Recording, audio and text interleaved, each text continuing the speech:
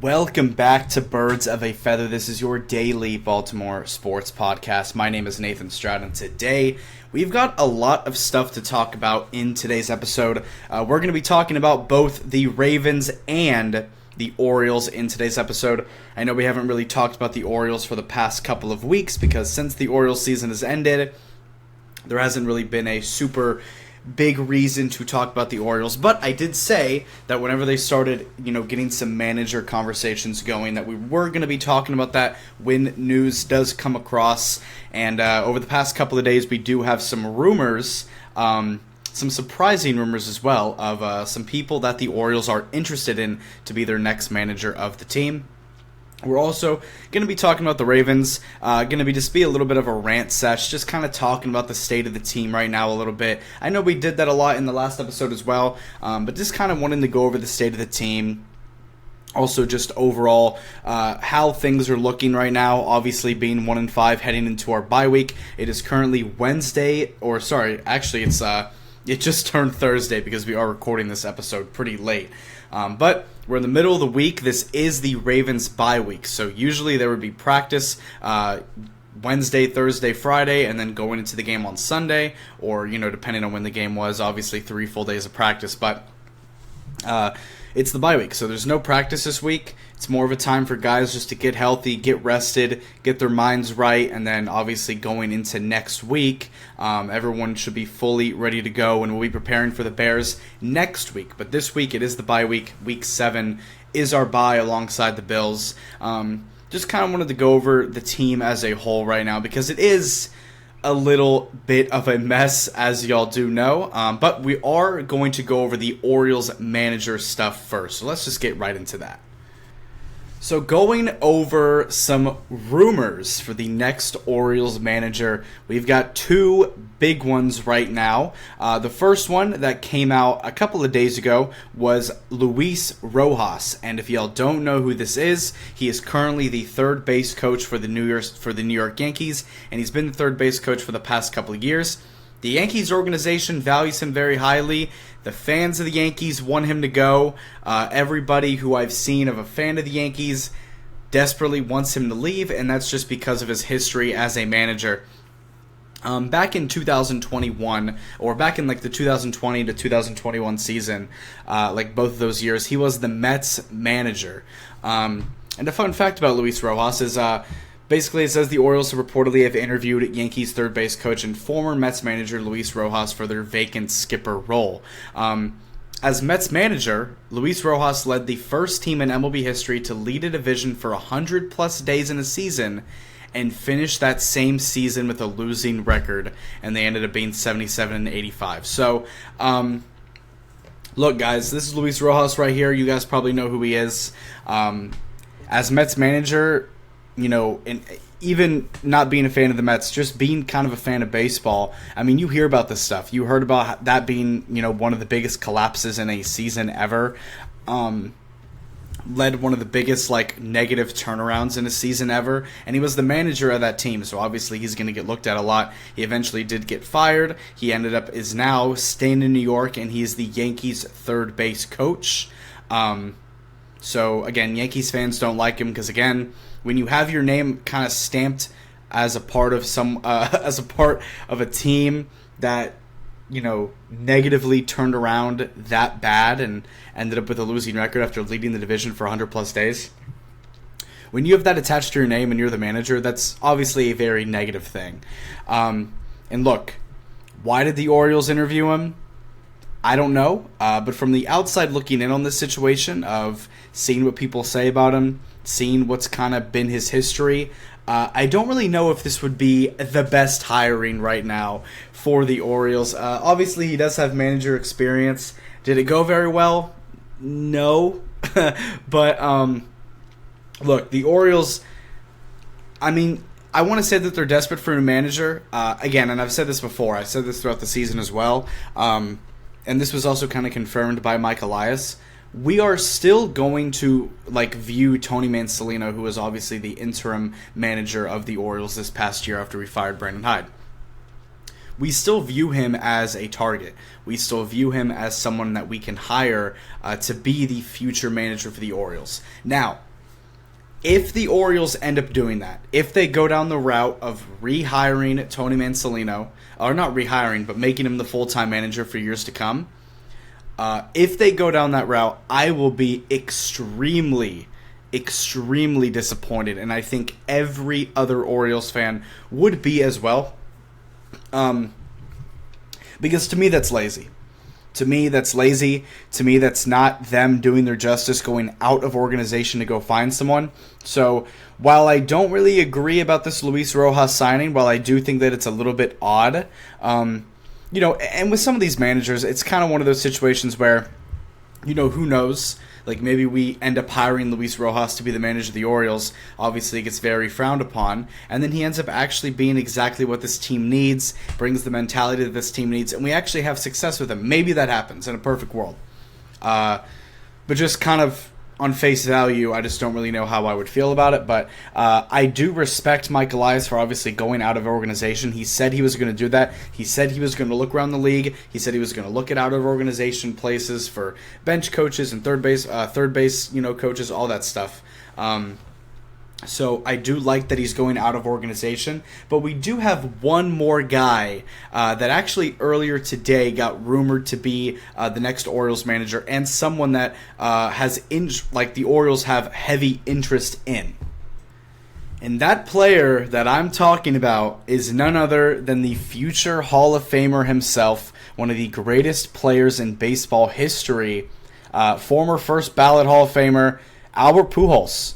Albert Pujols is someone who is getting a ton of manager hype and a ton of manager interest across the league. The other team that I saw that had interest in him was, I think it was like 3 or 4 days ago, that the Angels had heavy interest in bringing in Albert Pujols to be their next manager. Albert Pujols did did play for the Angels throughout his career. Obviously, he's a Cardinals legend. Angels played with the Angels for a long time, and then obviously ended his career on the Dodgers. He ended his career on the Cardinals, but he played for the Dodgers towards the end of his career. You know what I mean? But Albert Pujols, one of the better players of all time, one of the greatest first basemen of all time, a legendary name in the MLB and in baseball in general. And he's someone that, when I saw the report today that the Orioles had interest in bringing him in as their new manager, I was genuinely shocked. And there was a part of me that was kind of split. One, he doesn't have any manager experience at all in baseball. He in the MLB, he has no manager experience. He was obviously a former longtime player who has extremely high baseball IQ. And again, when you talk about him in relative to like manager ages, he is on the younger age for managers in baseball, because you see a lot of old managers in baseball. So Albert Pujols, obviously an extremely great player, someone who I would love to be in the organization for the Orioles, as someone that can bring wisdom and stuff like that to the team. But to be the next manager, to me, is a little bit pushing it. You know what I mean? He doesn't have any sort of managerial experience in the MLB, and he would go from being a player to immediately being a manager, which is a little bit crazy to me, especially with a team that is a young core. But with a team that has a young, up-and-coming core like we do, this might be exactly what we need. Because initially I was like turned off by it a little bit. I was like, okay, this is interesting. It's a very interesting thing that could happen, but I don't know how I'd feel about it. And then like 5 minutes later, like something just like snapped at me, and I was like, wait, I would really actually kind of like this. Like, I think that this would be something that's really cool, could have a really cool story. Albert Pujols and the Orioles, there's not really a connection. He never played for the Orioles in his career. But again, he's someone who is being rumored to become a manager. He probably will become a manager in the MLB this year. I don't know by who. I don't know if it's by the Angels, by us. I don't know what it's going to be. But as of right now, Albert Pujols, apparently, the Orioles have expressed interest in hiring Albert Pujols as their next manager, per Alden Gonzalez. And he kind of relayed that information to Jeff Passan. So Albert Pujols potentially being the next Orioles manager very much intrigues me. It's very interesting, but it's one of those things where it's like screw it. Like, let's go and do this. Like, why not? Like, I just feel like this might be like the perfect pairing, you know what I mean, with this team. And there's a lot of people that don't really want this to happen, and I understand. But there's people that, would really welcome this. And at the same time, I would kind of really welcome this, man. Like, I would really be interested in Albert Pujols being the next manager for the Baltimore Orioles. I would love to see how it goes. I think it's a fun story. And again, we'll see how it goes. If it ends up not going good, then, again, you fire him and you move to the next guy. He doesn't really have a leash necessarily because he doesn't really have any manager experience behind his belt. Obviously, he has a ton of player experience. But, again, Luis Rojas and Albert Pujols are the two guys who are being rumored to be potential candidates for the next Orioles manager position. And obviously, Tony Mansolino's name is in that hat as well. You guys know how I feel about Tony Mansolino. I think he's a great guy. I think Tony Mansolino is a great guy. I think that players do like him. But in terms of the responsibilities of being a baseball manager, I just do not think that he's qualified to be a baseball manager. I think that as a third baseman coach, he was perfectly fine.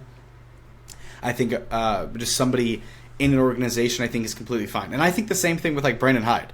Like, Brandon Hyde, I think Brandon Hyde can bring a lot to a team just being in their organization. But there's a difference between being a good third baseman coach, being a good bench coach, being a good player person, and then being a good manager. You know what I mean? Because there's a lot of responsibilities that come with being a manager, and a lot of leadership that's involved as well. And I just don't think that Tony Mansolino has the leadership qualities to kind of lead this Orioles team in a time where they really need a true hard-headed leader. I just don't think Tony Mansolino is that. I know players like him, but it's kind of the same thing with, like, football. You could be an extremely good offensive coordinator. You could be an extremely smart football mind when it comes to the offense or defensive side of the ball. And obviously you're going to get a lot of attention to be a head coach, and it's not going to happen. You know what I mean? Like you can get hired. You could be this extremely good, well-crafted, guy, and you could end up just being really bad. Like, for example, there's been NFL coaches in the past, there's been NFL coordinators in the past that get hired to go to a team. Like Joe Judge, for example. He was with the Patriots. He was an extremely, extremely good special teams coordinator coach. Very well respected. A lot of players loved him in the New England organization. The Giants hire him to be the head coach, and it ends up being an absolute dumpster fire. So just because you're a good player person, just because you're a good coordinator, does not mean that you're going to be a good head coach in the NFL. Kind of the same thing here with baseball. But the thing with the Albert Pujols thing is it's very, very interesting, and it's something that I would really I would be down with them to kind of dabble in this realm of an opportunity for Albert Pujols to be the next manager for the Orioles. I think it's cool. I think that it's possible that it could happen. I think that if he has a decision between the Angels and the Orioles, I think he'll go to the Angels just because, again, he played with the Angels for a long time, so there's obviously more of a tie there, and it also make more sense. But as of right now, Luis Rojas, Albert Pujols, Tony Mansolino, the guys that are kind of in the hat right now to be the next Orioles manager. I'm sure that list will grow. I'm sure we're looking at more guys. And obviously, as time goes on over the next couple of weeks or so, who knows when the Orioles are going to get their manager hired? I would think it would be within the next few weeks. So as rumors happen, as news starts coming out about who the next manager for the Orioles is, we're obviously going to cover it here on Birds of a Feather. Again, I haven't really gone over Orioles stuff for the past couple of weeks because it's been kind of a dead area of baseball with just the playoffs being on and no Orioles content at all being talked about. But when it comes to the manager stuff, obviously that is extremely important, and it's the start really of this off-season beginning. So again, couple of rumors for the next Orioles manager. It's interesting on both sides of both players, so we'll see what ends up happening. Again, as news comes in, we will talk about it as it goes on. Switching things up here, switching over to the NFL. Obviously, we just talked about the Orioles. We love our Orioles over here. And speaking of the Orioles, actually, the Rams, who just played the Ravens this past weekend, where the Rams beat us 17-3. The offense looked horrible with no Lamar. The defense had fight, but it just wasn't enough. The Rams, who just beat the Ravens in Baltimore. So they're playing in London this week.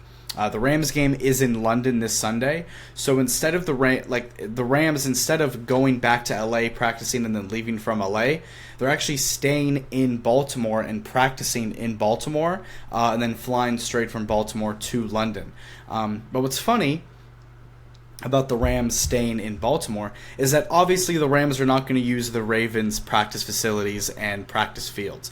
So what they're doing is they actually got access and granted access to use the Orioles field. They're practicing at Camden Yards. Like today, there's a video of Devontae Adams, Kyron Williams, and a bunch of other guys walking out there onto Camden Yards and doing their practices on the Camden Yards field, which I thought was pretty funny. It's pretty weird, pretty interesting, but it's pretty cool that the Orioles are a part of that. So shout out to the Rams, I guess, for using the Orioles field. There was a video of like Matt Stafford and like someone like playing catch from mound to mound. It was pretty fun.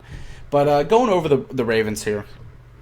Obviously, we've done a lot of ranting about the Ravens throughout the season because there's been a very good reason to. I mean, we're 1-5 going into Week 7. Obviously, this is our bye week, so the Ravens cannot break our hearts this weekend, guys. The Ravens cannot break our hearts. The Ravens can't mess us up mentally because there is no Ravens football being played. So they can't do anything to us. They can't hurt us, guys. They cannot hurt us right now. But the Ravens are 1-5 heading into their bye. Very disappointing start to the year. As you can see if you're watching on YouTube right now, I do have the 2026 NFL draft order up. I never thought in a million years heading into this high of an expectation of a season for the Ravens. I never thought in my life that I would be sitting here talking about the draft order for the Ravens and where we fall. But right now, if the season ended right now, the Ravens would have the 3rd pick in the draft. Which, I mean, when you say it out loud, it kind of just like makes you laugh. When you say it out loud, it makes you laugh. It kind of makes you feel a little bit insane. The Ravens are a team that was the favorite to win the Super Bowl alongside the Eagles heading into the season. Obviously, they lost some very heartbreaking games. You go back to Week 1 against the Bills where they lost that game, where they blew a 15-point lead in 3 minutes. They end up losing that game. Very heartbreaking loss to start the year. But at the same time, it kind of felt like that might have been the start of a big snowball effect downhill with this team. Week 1 with the Bills, obviously you lose a heartbreaking game. Then you go into Week 2, then you beat the Browns in Week 2. It goes very great, very big win over the Browns. Not really a test. Get a very expected win there. You're sitting at 1-1. Then you go into Week 3. Then you go and you play. Go and play the Lions in Week 3 on primetime Monday Night Football. Both teams sitting at 1-1 on the season. You go in to play the Lions, and you get absolutely killed. Not killed. You lose 38-30, so you do lose by only 7 in that game. But still a very, very heartbreaking loss in just Week 3 of the season. You lose 38-30 to the Detroit Lions in Baltimore. Obviously, the defense, it was an absolute disaster class that game. You look back at that game specifically, the defense was a disaster. The offense had its low points, but they still were able to go out there and score 30 points just because of the high-powered names on offense, plus Lamar Jackson being Lamar Jackson. But going over then, in Week 4, they played the Kansas City Chiefs in Kansas City, where the Ravens opened up the game with a very good drive. Then you lost Ronnie Stanley. Then you lost a lot of players on defense throughout the game. You were also already dealing with some injuries going into the game anyway. And then it kind of just unraveled as the game went on. Lamar Jackson, there was just turnovers throughout the game. Obviously, the Lamar Jackson interception. And then as the game went on, it just kind of unraveled and crumbled as the game went on. The offense, kind of was held up at a wall, couldn't really do anything on offense, and obviously the Ravens defense just let the Chiefs score on literally every single drive of the game. And then Lamar Jackson gets hurt in the 3rd quarter, doesn't play like the last quarter and a half of the game because of the injury, and you end up losing 37-20. The offense was very good at the first drive of the game, then it kind of turned into a disaster. Then Lamar got hurt, then the defense was a disaster, then players on defense got hurt, and it was just a complete thing. So then you head into Week 5 against the Houston Texans, and you're sitting at 1-3 on the year. The Texans were at 1-3. It was a must-win game for both teams. The Texans, you go back to Baltimore with your defense, first of all, performing like trash because of the scheme, and also you have 7 Pro Bowl level players missing on your defense. So a ton of names missing from the Ravens defense, literally out there playing the practice squad, pretty much playing the full practice squad and all the rookies in that game against the Texans. And then obviously on offense you don't have Lamar Jackson, so it just becomes even more of a problem, and the Texans absolutely kill you and you lose 44-10 to the Texans. The Texans once again score every drive. Your defense up to this point has let up 41, 17, 38, 37, 44 throughout the year. So the defense being a very big problem after that Texans game, plus the offense just was a disaster with no Lamar.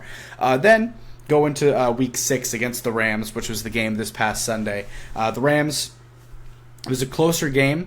It was a closer loss based on the other losses that you've had this year, or at least with the Texans' loss. And the Rams win 17-3.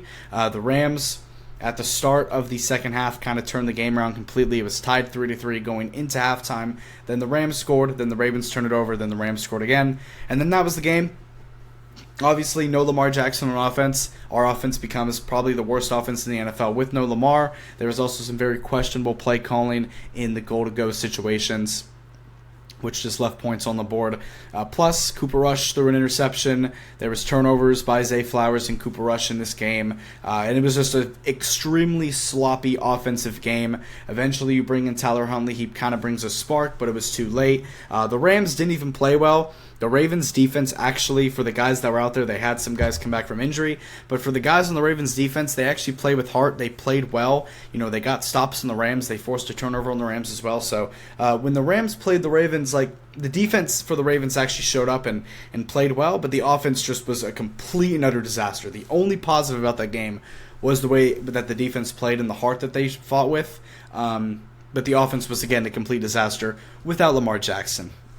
So now we're heading into our bye week. That was just a little bit of a recap of the season if y'all were not tuned in to the season so far. Just kind of explained everything about this year so far. But heading into week 7, this is the bye week for the Ravens. They do not play. We're at 1-5. But after our bye week, we do play the Bears in week 8. Last episode, we did kind of go over how we get back into the season. Obviously, with the Ravens, after this bye week, you play the Bears, the Dolphins, the Vikings, the Browns, the Jets, and the Bengals on a big 6-game stretch that I said we're most realistically going to have to go 6-0 in that stretch to really have a lot of confidence to get back into this year and possibly win the division, but also we're going to have some help from other teams beating the Steelers in that stretch, which is actually going to start today, later today, when the Steelers play the Bengals on Thursday Night Football. So go Bengals, go Joe Flacco. We're going to be rooting for Joe Flacco today, back just like the old days. But again, very, very easy schedule coming up. The hardest game is definitely Chicago, which is the game that we're going to be having coming out of the bye week. If we can get through Chicago, if we can beat Chicago, obviously guys like Lamar Jackson, Pat Ricard, Roquan Smith, and Chidobe Awuzie are all expected to come back after the bye. Plus guys like Kyle Hamilton already back, Marlon Humphrey's already back. So the defense is going to be pretty much fully healthy besides Madubuike. Obviously he's out for the year. But the defense is going to be fully healthy besides Madubuike. The offense is going to be fully healthy. Hopefully Ronnie is good to go, but the offense should be pretty much fully healthy. The defense should pretty much be fully healthy other than Madubuike. So looking very good coming out of the bye. Everyone's going to get rested up. And this is the time where the players kind of need to come together and really figure out how to turn this season around, because there is a lot of expectation riding on this upcoming 6-game stretch. Again, Chicago is definitely the hardest game of these games. The Bears just beat the Commanders on a walk-off field goal. They played well. The Bears, they have their mistakes, and their defense has their mistakes as well. Their defense isn't really that great. Their edge rushing is great. They get to the quarterback well, but the Bears' secondary is not very good. But their offense, with Ben Johnson as their head coach, obviously, their offense can be very good. Caleb Williams has looked a lot better this year. The run game is actually existent. They have Rome Odunze, who's looked like a star, alongside DJ Moore. So the Bears team is solid. It is a solid team. It's not necessarily an easy task, but again, with all the injuries coming back for the Ravens, plus obviously Lamar Jackson himself coming back. We should beat the Bears coming out of the bye. And then after the Bears, you have the Dolphins, the Vikings, the Jets, the Browns, and the Bengals. Those should all be wins, including 2 primetime games in that stretch with the Dolphins playing on Thursday Night Football, I think, and then the Jets. No, not the Jets. The Bengals on Thanksgiving primetime, which would be pretty fun. So if they can go 6-0 in that stretch, they'll be 7-5 heading into their week. I don't even know what week this would be. Week 18, 17, 16, 15, 14. Heading to the week, 14 game against Pittsburgh. They heading into the week 14 game on December 7th against Pittsburgh. They can be 7-5. Then you go into that game. You still play Pittsburgh twice that year. And then that can really turn the division around. So we're going to be fighting for this division till the end of the year. But again, it all depends on how they play in these next 6 games. And all we can do right now is just hope that they can get it done. But thank you guys so much for tuning into and listening to this episode of Birds of a Feather. If you like this content, make sure to subscribe on YouTube and follow up on Spotify. Also, make sure to click the link in the bio of whatever platform you're listening on. Make sure to check out the Twitter. Make sure to check out the Instagram. Make sure to give all those a follow. Again, I appreciate you guys so much. I know we haven't been doing fully consistent daily uploads, but obviously, as I said, throughout the bye week, it's going to be a little rough to kind of pick stuff to talk about throughout the bye week unless there's some stuff coming up. But we do have some segments planned. We do have some content planned here throughout this week as we go throughout the year. And then obviously with this week being the bye, once we get through this bye, it's full Ravens games literally every single week for the rest of the season. Plus there's been some Orioles rumblings for managers, as we talked about earlier in the episode. There's been some rumblings for a new manager, and the offseason is going to be starting here like in the next month or two. So lots of Orioles content coming up soon. This is episode 180. We're almost at 200 episodes of Birds with a Feather. Again, for all the people that have been tuning in, even if you've watched one episode, even if you watched 5 minutes of an episode, no matter where you are in the world watching this, if you're at the end of this video, then I appreciate you for getting through the video and listening to the words that I'm saying right now in this second.